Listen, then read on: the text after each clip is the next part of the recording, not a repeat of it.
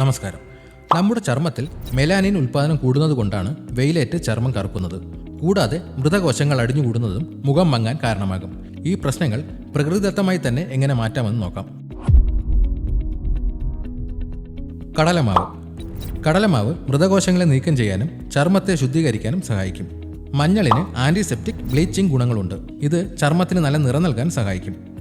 നാരങ്ങയിൽ vitamin C ധാരാളമായി അടങ്ങിയിട്ടുണ്ട്. ഇതിന് പ്രകൃതിദത്തമായ ബ്ലീച്ചിങ് ഗുണങ്ങളുണ്ട്. ഇത് ടാൻ മാറ്റാനും കറുത്ത പാടുകൾ കുറയ്ക്കാനും സഹായിക്കും.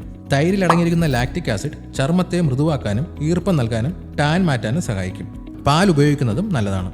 ഒരു ചെറിയ പാത്രത്തിൽ 2 ടേബിൾ സ്പൂൺ കടലമാവ് എടുക്കുക. ഇതിലേക്ക് 1/2 ടീസ്പൂൺ മഞ്ഞൾപ്പൊടി ചേർക്കുക. ഇതിൽ 1 ടീസ്പൂൺ നാരങ്ങ നീര് കൂടി ചേർത്ത് ആവശ്യത്തിന് തൈരോ പാലോ ചേർത്ത് കട്ടയില്ലാതെ നന്നായി യോജിപ്പിച്ചെടുക്കുക. മുഖം നന്നായി കഴുകി വൃത്തിയാക്കിയ ശേഷം ഇത് മുഖത്തും കഴുത്തിലും ഒരുപോലെ കട്ടിയായി പുരട്ടുക. കണ്ണുകൾക്ക് ചുറ്റും പുരട്ടുന്നത് ഒഴിവാക്കുക.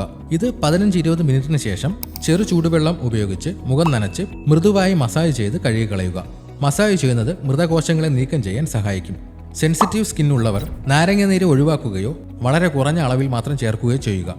നാരങ്ങ നീരിന് പകരം തൈര് മാത്രം ഉപയോഗിച്ചാലും നല്ലതാണ്. ആഴ്ചയിൽ 2-3 തവണ ഇത് ഉപയോഗിക്കാം.